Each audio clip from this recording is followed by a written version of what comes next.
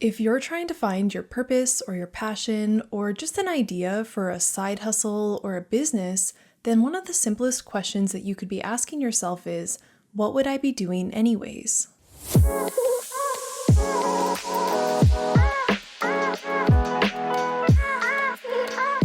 Hey everyone, I'm Alex. I'm a former 9-to-5 employee turned life coach, and I'm here to help you start your dream biz and one day leave your 9-to-5. Okay, so why is my advice to ask yourself, what would I be doing anyways? Well, if you're already doing something consistently in your own time, then maybe the key to getting your idea is to start doing that thing in public. Sometimes we can be so close to our hobbies or our interests that we don't really see them for what they are, which is something that we could be sharing with others that has value. So you could take a look at your life and ask yourself, what am I already doing in my free time? What am I fascinated by right now?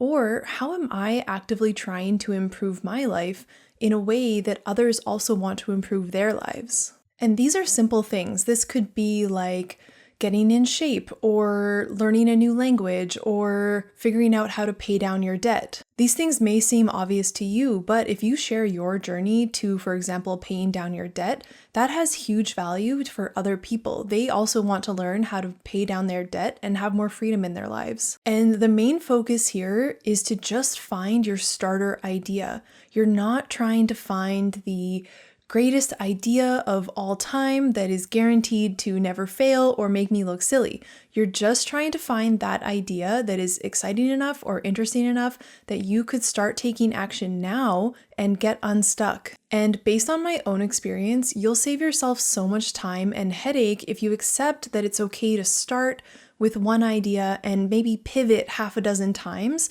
rather than spending your time spinning your wheels trying to figure out the best idea but never actually getting started. I wasted so much time researching and stressing and spinning my wheels trying to find the perfect idea or the best idea or the idea that would let me leave my 9-to-5 the quickest, rather than just starting with an idea that I had right then and starting to get experience, starting to learn how to speak about myself in this new identity.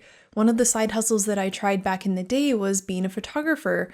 And one of the biggest things that can hold us back in the beginning is that we're shy about speaking about ourselves in a new way. We're shy to say, I'm a photographer now, when for the majority of my life, I was used to saying I'm an engineer. That came easy, that came naturally. I didn't have any imposter syndrome around being an engineer because I was doing it. But when you're new to a new business or a new side hustle idea, you can be a little bit shy about talking about it with others because maybe you don't feel like you're really doing it yet, or you haven't had your first clients yet, so it doesn't feel legit. So you kind of feel uncomfortable talking about yourself in that new identity because you feel you haven't 100% stepped into it yet. But one of the things that allows you to really start shifting your identity is to start talking about it. And you can't start talking about it if you're still mulling over your ideas and you're unclear. You just have to choose your starter idea and get going. So an example from my own life of what would I be doing anyways is learning in the self-help and self-development space. I love learning new things. I love seeing what's on the cutting edge and what's coming out and what is helpful and useful in my life. And I love sharing that with those close to me. I've always loved learning how to improve my health, my life, or my relationships. And for most of my 20s, I did this for myself, and I did it kind of in secret, and it would only be shared with like my mom, or a few of my close friends would know that I was always learning about new things and kind of dabbling into new things. It wasn't even until 2016 that I had even thought that I could start sharing these things publicly. I had the thought that maybe I would start a blog and start sharing all the kind of experiments I was doing in my own life or the things that I was implementing and the outcomes that I had. But I never actually started that blog. It wasn't really my identity at the time. I didn't really see myself as an entrepreneur, and I really felt insecure about sharing what I was doing with others. I didn't see the value in that at that time. And on top of that, I really wanted everything to be perfect. I wanted to have everything figured out, and I didn't want it to seem like I was unsure or kind of messy in doing the things that I was doing. I wanted to look like I had it together or that I was professional or whatever. And this is really just a way of trying to feel safe in presenting yourself to the world. And one of my biggest lessons from my 20s is to just put it out there messy. It's okay to just be a little messy, and you probably don't look as messy to others as you feel on the inside. And if you just learn to start, you're going to get so much more experience, and you're going to get into that identity of someone who starts and does things and works through the discomfort of maybe looking a little messy in the beginning. So back to my love of learning. I still do this today. I'm still always finding new information. I'm on podcasts, I'm on YouTube. I just love learning. For me, it's fun, it comes easily, and I'm endlessly fascinated by new topics. It's something that I still do in my free time. So it makes total sense now that I have a YouTube channel dedicated to sharing what I'm learning, and I have a business dedicated to helping others improve their lives. And some of you may be like, well, there's things that I'm interested in all the time, but they kind of come and go. And for me, the one theme that I've really noticed when I think about this for myself is that yes, other hobbies have come and gone, but this one has really stayed consistent in my life. I have been learning new things throughout my 20s, and I love learning today. So if you're looking for your next steps or your purpose or your business idea, just ask yourself, what am I doing regardless? What am I already doing in my free time? And then ask yourself, how can I start doing that in public? How can I start being seen doing that thing and possibly attracting in people that want me to help them do that thing or teach them to do that thing, or maybe do that for them, or make something for them if you're someone that's more crafty. So this could look like a YouTube channel or a podcast or a blog or an Instagram or a TikTok account. It's up to you. And I know that being on camera and being on YouTube is pretty daunting for a lot of people, and don't let that hold you back. You don't say, oh, just because I'm scared to show my face on YouTube, that means I can't do this. There's other ways that you can be seen doing your thing or sharing your knowledge that don't necessarily include being on camera. You could start a podcast, you could have an Instagram account. There's ways to do it, and there's always a way that you can do it that feels right for you. The main focus here is to just start doing it in public, where other people that aren't your parents and your close friends can see what you're doing and see what you're up to. Building an audience is like one of the most invaluable skills in today's age. And I personally wish I had been building an audience years ago. Imagine if I had started that blog back in 2016. What sort of audience would I have now? And you really have to be patient when it comes to sharing your gifts and talents.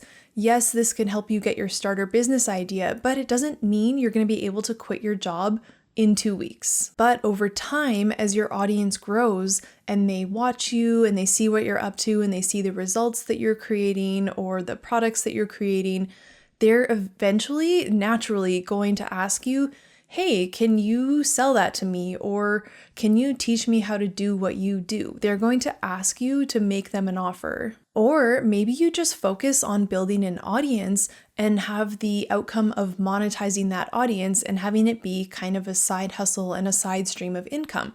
For example, monetizing a YouTube channel. And this is a great way to start if you feel like you have less tangible things to offer, like you have information, or maybe you're on a really inspiring journey to run 100 kilometers or something like that, right? It's not as tangible, but you could still be sharing your journey and bringing people along the way. And so this may be the easiest way to start if you're not someone that's, say, making clay mugs and selling those. For me, I love learning new things, trying them out in my life, and then sharing what works and what didn't work for me, or my life lessons.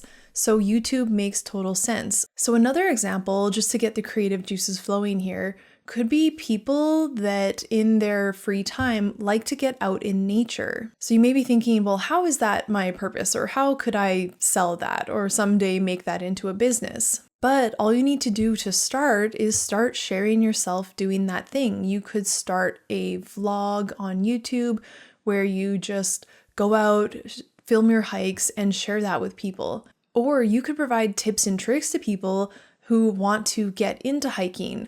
You could discuss your favorite ways to find new trails, or your favorite ways to avoid crowds, or even your favorite hiking boots. There's so many things that you're probably an expert in that you could start sharing with others. And if you really love nature, you could become a certified forest therapy guide. Did you know that that was even a thing?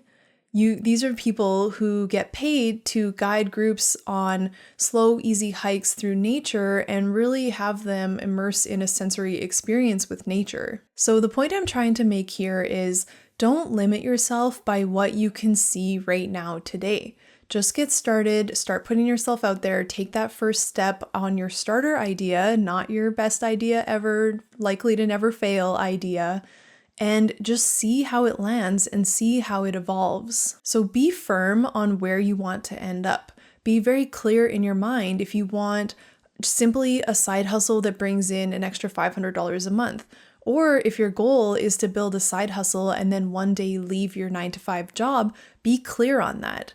Be very fixed on what you want, but be very flexible on how you're going to get there. And if you're someone who's really trying to find your purpose or your next steps or a way to leave your job or even just a business idea to start a side hustle and you feel like you've been spinning your wheels for a long time, I really encourage you to just focus on your starter idea and get going on that idea. So I really hope that this prompt of what would you be doing anyways helps you get going on your starter idea, because that is the most important part, getting into action. And even if your starter idea ends up not working out, that's not what's important. What's important is that you finally got unstuck and you started moving in any direction that isn't being stuck where you are now. You started moving towards your starter idea. And you learned from that. You learned, okay, that idea isn't for me. And now that you're in motion, it's going to be a lot easier to then move on to your next idea. So let me know down in the comments if you found your starter idea, if you got started on something, you got into action, and let me know what it is. I'm super curious to hear what you guys are all up to. And I really hope you enjoyed the video. I hope you got something valuable out of it. And if you did, make sure to leave the video a big thumbs up. And if you haven't already subscribed, consider subscribing for weekly content like this. And I'll see you in the next video.